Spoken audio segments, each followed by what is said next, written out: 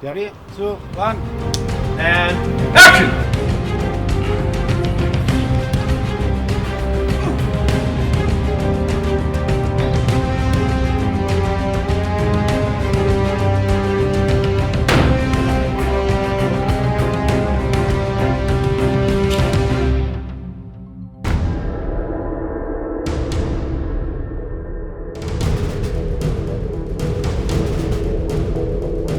The story of the Renegades is basically following these old veterans. One of them gets killed by these gangsters, these group of gangsters, and there's a younger vet named Burton who is homeless when we meet him. And he becomes part of the team, and they get revenge on these young gangsters, and they take them off the streets in interesting ways. Renegades is an idea I had, really based on my desire to do another movie with Ian Ogilvy, who I've made a couple of pictures with in the past. And we made some films where he was a gangster coming out of retirement to clean up the streets. So a soldier seemed a more international and exciting progression of that. And particularly the opportunity of bringing in Lee Majors, who's someone I wanted to work with since I was a small boy. I worked very closely with Tom, the screenwriter, to come up with the story for Renegades. We wanted to make something that sort of paid homage to films like The Wild Geese and Who Dares Wins and all those great British action movies of the 70s and 80s. The producer of many of those, Ewan Lloyd, was a mentor of mine when I was younger, and we named a number of the characters after actors who'd appeared in his films.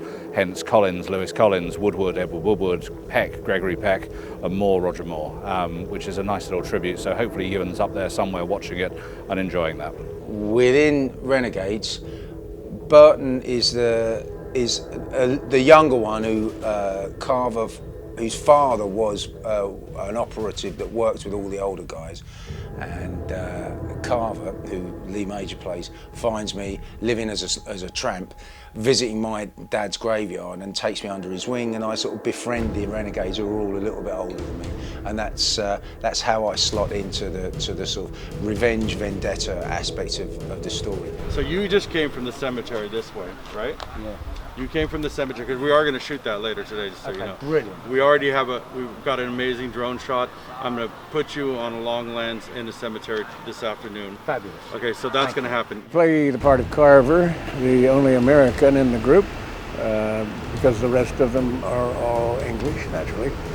And how we came about to be together as a group of old fellows is that we all served in our particular different countries' armies, but then we all kind of retired from vet service, and we ended up doing special ops, which, if you know special ops, you can get different countries, different soldiers from different countries go together and do the operations, you know. And so we gather in this old bar that we bought, and I happen to be the oldest, believe it or not. I am one of the guys that they all look up to, and there's some bad things going on in the neighborhood, and I have a daughter, and she is a counselor for the city, and yet there are some bad guys that are intimidating her, and I call on the bad guys. I go into their territory, into their bar, and I ask them politely if they could maybe stop intimidating her, you know, and be a little more cool about their operations they run in the streets. And as I leave the bar, I have a little altercation with the bouncer and stuff, but anyway, they end up taking me out and beating the crap out of me, so, and I die. And they throw me in the river, I guess. So the rest of the whole movie is basically the other four guys that were my partners avenging my death, going after the bad guys. I'm playing Harris, who's a veteran soldier. I go to the British Legion, you know, we get together and we talk about our problems and all that sort of stuff. And one of our lot gets bumped off, Carver. Do you know what I mean? So we're going to sort it out and take on the London Mafia, basically. Billy Murray playing Woody. Lee Majors playing Carver. Ian Ogilvy playing Peck. I've worked with Ian in Return of the Saint, which was like yonks ago. I think it was the end of the 70s. Do you know what I mean? So the first time I saw Ian, you know, today, well, last Sunday when we started filming my first day, I just thought, well, okay, how do I wind Ian up, you know what I mean? Hey, Roger, great to meet you. Do you know what I mean? No, it's Ian. Well, I play a character called Peck, who supposedly is the posh member of the Renegades. The Renegades being a group of ex-SAS and Special Forces guys who are all kind of retired. And I own a pub, and we all meet and we discuss our post-traumatic stresses in the pub. And so I'm just one of the team, really. I'm one of the team that goes off after this gang of nasty people who kill one of our number. Action.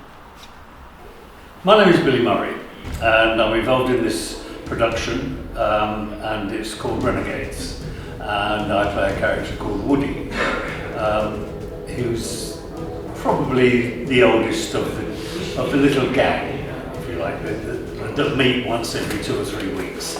And as you will become aware, something happens that really makes us pick up our past and go to work as a unit. I'm dressed in kind of fatigues, and we're led by Peck, who is Ian Ogilvy, who is probably the smarmiest person you've ever met in your life. He's lovely. Hello, boss. Hello, how are you, mate? All right, boss. All right. You look great, boss. You too, take it easy with that stuff. Yeah. So, yes, Gorham, an interesting man. You know, it's interesting, these characters, you are leader of the crime family, or a crime family, or part of a regime that's taken over part of London, or most of it. And, you know, difficult role to play because there are a lot of traps. Gene Hackman once said that I don't play bad guys, I play good guys with problems. And I've always remembered that for when you have to prepare for a character like this. So he's a good guy, to be honest with you. Quite loyal. You're laughing. No, he's a good guy because he has certain morals, and it just depends on where you're looking at him from, which helps me create the character. Bipolar indeed, psychotic indeed, and ruthless, no doubt. So those are the bones. We have a crew, without giving too much away, and as life reflects, sometimes you make bad decisions. And as a crime boss, made a bad decision, and we messed with the wrong person who's connected. Hence the story evolves to where this group that work under my character start getting covertly attacked. Unbeknownst to Gorham, he's always a step behind, and I think that's what's his downfall in this particular story. So yeah, he's a vicious man, he's a crime boss, and he's a lot of fun to play. Camera. Scene 82, late 30, take 1. I'm playing Savo in this film with a crew of really good actors that I know and I'm friendly with. My character actually is a coke snorting, coke dealing pub owner who works for Gorham, and he's the boss. He's the guy that I have to report to, who's really bad, who's got, you know, these human trafficking gigs going on and everything, and I come in and kill a couple of people.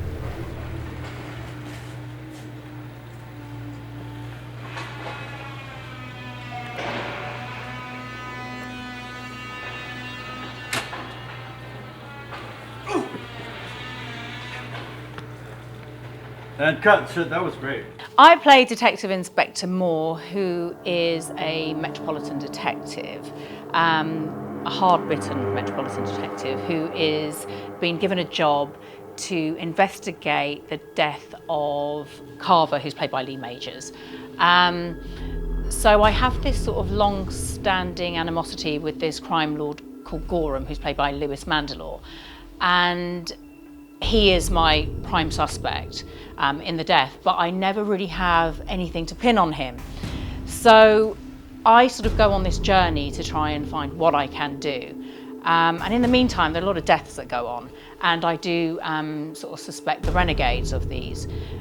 So what I do is I phone an ex-boyfriend of mine who's played by Michael Pare, who's a CIA agent, and he tells me about, like, he does suspect Gorham as well, he's on their radar, and he basically says, well, if the renegades are tracking them down, let them get on with it. Gorham must have done this. Gorham must think that this Nate, he's the one that hit the brothel. Nick Moran was always envisioned as the lead in this because he's a terrific actor, and we always knew he could make up physically for some of the shortcomings of perhaps the older actors in the cast. What we didn't realise is that he's actually a world-class screen fighter, and although he's very self-deprecating about it, his martial arts training and his on-screen fighting is as good as anyone else in this space. And I suspect that Renegades will really put him in that kind of international action movie space now, because it's a highlight, and we were all absolutely staggered and impressed. He's a rare beast, Nick, and he's a diamond. The interesting thing about this role is that, I mean, I've done this completely wrong, right? I've done this completely arse about face, but you know, I've done my first action movie at the age of 52, and when I was, you know, in my prime, when I was 30, then I was playing card sharks and corrupt coppers. It should be the other way around. Do you know what I mean? That would have made much more sense. But unbeknownst to a lot of people, you know, I do have a black belt in karate and Shogun. I did represent. I've travelled to Tokyo and represented Great Britain in the World Championships just before lockdown. It's something that I take really seriously, and I train with people that are far better than me, and I trained quite vigorously. So what that's meant with working with the stunt team on this is that I slightly adapt what they want to what I already know as a black belt in my style of karate, which is Budo. So it's very practical, it's very realistic. It's not sort of, you know, silly nonsense. So if I do those moves instead of whatever, it means I can remember them. So I slightly adapt. What we were doing in those fight sequence rehearsals that people saw was me slightly adapting what they want to what I already know. That's already in what they call katas, which is the set practice routines that and the thing called bonkai, which is the practical application of the kata. So what that is, when you're doing that, what it really is grabbing a collar and then striking the back of the ear. So they're really practical. So what I've done is I've brought the Budo from the karate that I've been studying for years now. You know, I've got my black belt in and put that into a movie. And it's really, it's really helped it because it's grounded in a little bit of reality. I hope it works. But as I said, I should have been doing this 20 years ago, not leaping about at the age of 50-something, you know, dripping in sweat and punching people. So, see, I think this is really, I'm not complaining about the job, right? But I'm just saying, casting, it's like they've gone far and wide to find the biggest fuckers they possibly could for me to have fights with. So now everything happens. When the girls come, once they walk off, we'll follow these two over here, and then you come in now, and the three of you guys start offloading the girls into the cage. So that is what we're adding at the end. So again, it's the head, the tail, the whole damn thing. From the top to the bottom, all the way through. You guys keep walking, and then we'll do a special on your dialogue later, but we're doing the master now. Renegades is supposed to be a transitional movie for me and for my company, Shogun, moving from making British crime movies to international action movies. And I couldn't have had a better partner for doing that than Daniel Zarilli, the American director, writer and producer, who's done an amazing job on Renegades and has really given it that Hollywood kind of oomph, not just in terms of the brilliant action, but in terms of the discipline on set, bringing in this amazing international cast. You know, he's the guy who brought in Danny Trejo, Michael Pare, Tiny Lister, all of whom are massive, massive legends to me, and I think to anyone who loves action movies. We have Daniel Zarilli, who doesn't take any prisoners. He gets what he wants, and if he doesn't get it, he'll tell you and ask you for it. Wonderful guy. Good thing about directors like Daniel is he knows exactly what he wants. He's absolutely prepared, and that helps, obviously. Been on some movies where, you know, the captain of the ship's lost the compass, so to speak. But Daniel's real sharp, man. He's prepped, he knows what he wants, he's got a great vision, and he's great with actors, you know. We play with it, he lets us find the magic in between the moments, which is always really important. And yeah, he's really, really tight, he's fast, he's efficient, but he also gives the artists time to prep and play. You know, let's try this, let's try that, that works, that doesn't, and I love that. So far we've created, I think, as far as my character goes and my job, we've created a really, really good character and a good vibe. So it's always a great relationship between the actor and the director for that to happen, to be honest. Working with Daniel Zarelli is what I expected. It's because I've worked on many lower budget, ambitious budgets. That's the way to put it. Ambitious budgets movies like this in America, and the way that the director works on a lower budget film in America is exactly the same as they work on a bigger budget film in America. Now, over here, where we tend to go, oh, we haven't got any money, never mind, we'll do something else. But in America, they tend to they do what they set out to attempt. You know, it just there is no try, only do. They just get it done. And I knew Daniel was going to work like that when he came over here. It's not a shock for me; it's a joy. A bit of a shock for the rest of the crew. They're like, oh my God, he wants us to actually do it? Yeah, you know. So it's got that American ethos. Things are getting done. You drive through stuff and get it done. And I really enjoy working with Daniel. He's Hollywood, proper, realistic, grown up, get it done. And we have a little bit of fun as well. But it's great. He's made everybody. Not the actors, because we're on point, but everybody's pulled their socks up a little bit, because it was like, oh, right, okay. And I think that's wonderful. I think that's a bit of hands across the ocean. I think it's really good having an American director on a British feature, because you get the best of both worlds then. I saw some of the stuff that he had done before I came over, because I wanted to know who I was working with, and I was very impressed with his films. I mean, he does these wonderful cult films and a lot of action, and he does them really, really well. So it's all fit together, the cast, the director, the producers, and I think it's going to be a hell of a film, to tell you the truth. Although Renegades is set in London, it's very much an international movie, and a big part of that was the locations as well as the cast. We wanted to give it a real kind of big screen presence. We had the stunning bars and hotels in Mayfair, we had the big underground Gorham's kind of base, which of course we blew up, and we had the Renegades hub in Islington, the Four Sisters bar. And I think they're all sort of characters in the movie. We also had sequences in Los Angeles, which gave it a real sort of international appeal. I think the stuff with Michael Pare in Marina del Rey really does look particularly cool. And I think that was always the objective with the film, was to make it feel international, not just another Range Rover Murders or Football Hooligans British movie. It has all the best of British qualities in it, but it also feels different and I think elevated. So on this movie, we shot in both California and in London, which was fantastic, because I was able to use some actors that I'm friends with, like Danny Trejo and Michael Pare and Tiny Lister, who before he passed away, rest in peace, Tiny Lister. But we shot him, a few months before he passed away, unfortunately. But we got great performances out of Danny Trejo. We shot him at his house. I've known Danny for about 15 years, so I gave him a call and said I want him to be part of this movie, and he said I'm in. So Michael Pare, we shot up on a friend of mine's boat up in Ventura. It's been amazing to work with these great actors, country to country, across the sea. Love it. Just for the record, I made Jonathan do this. It wasn't like he was asking. It was my own. I begged him. My own doing, not because he's looking to be an actor. But it's a cool producer role. I begged him to do it. Did you? Okay, Alfred good. Hitchcock used to do it. Why not Jonathan? Exactly. It's very soft cottony. Jonathan Sothcott brings to the table everything. It starts with a tiny, tiny, tiny idea and a tiny, tiny, tiny bit of money, and he goes away and you know the fishes and the wine that Jesus does. Let's call him Jesus from now on, because he turns it into huge, great amounts, and we were able to film with it. Yeah. What Jonathan brings to the movies is an enormous love of the movies. He's just passionate about films.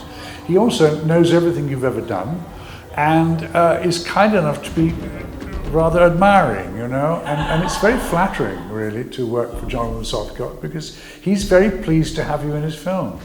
So that means I'm pleased to be in them as well. It's his enthusiasm, really, as much as anything else. He just loves the movies, and he loves being a film producer. I think Renegades is the most mainstream, mass appeal movie I've ever made. There's something for everyone in it, but particularly for guys and girls who grew up on the kind of 80s and 90s action movies, there's a lot to love here. Not just the cast, but the sensibilities. It's a good old action movie with proper oomph, and I think everyone who worked on it has excelled themselves in bringing their very best.